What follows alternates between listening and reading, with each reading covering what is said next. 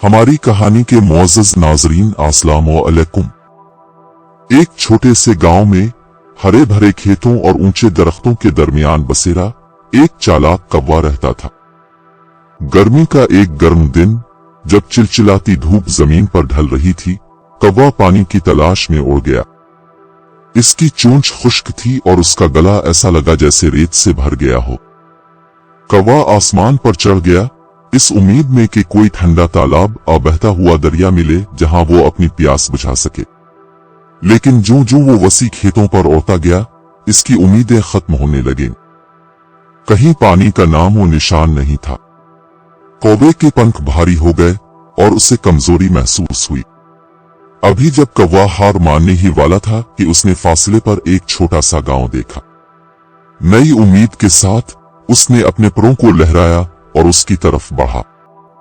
जब वो गांव के करीब पहुंचा तो उसने देखा एक मटका पड़ा हुआ है।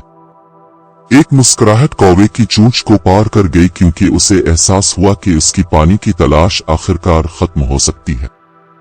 लेकिन इसकी मायूसी, जैसे ही कौवा मटके के करीब पहुंचा, उसने देखा कि यह तकरीबन खाली था। नीचे पानी के सिर्फ चंद कतरे रह गए।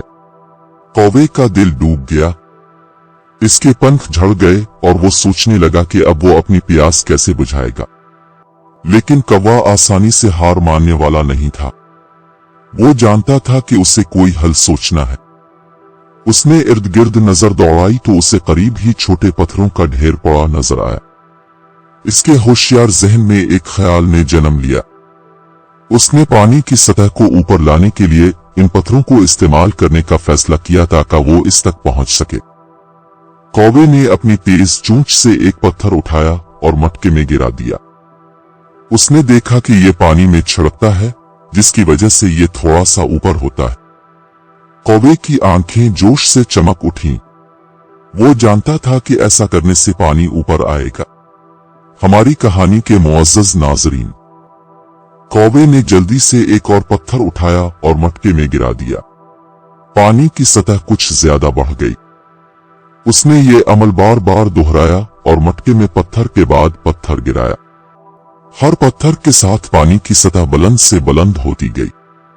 आखिरकार मटके में कई पत्थर गिराने के बाद कौवे का होशियार मंसूबा काम कर गया। पानी की सतह इतनी बढ़ गई थी कि वो अपनी चोंच से इस तक पहुंच सकता था। कौवे ने बेताबी से नीचे झुककर अपना चोंच पानी में डाला। ठंडा पानी उसके सूखे गिले से नीचे बह रहा था। इसकी प्यास बुझ रही थी। कौवे का दिल खुशी से भर गया। उसने मुश्किल सूरत-ए-हाल का सामना करते हुए भी अपनी जरूरत के मुताबिक पानी हासिल करने का रास्ता तलाश कर लिया था। देहाती हैरानी से देखते रहे कि प्यासे कौवे ने इसका मसला हल किया। इस दिन के बाद से कौवे को चालाक कौवे के नाम से जाना जाने लगा, जिसे खाली मटके में पानी मिला था। गांव वालों ने इसकी जहानत और वसाइल की तारीफ की। उन्होंने कौवे से एक अहम सबक सीखा कि जब किसी मसले का सामना होता है तो तख्लीकी तौर पर सोचना और उसका हल तलाश करना जरूरी है।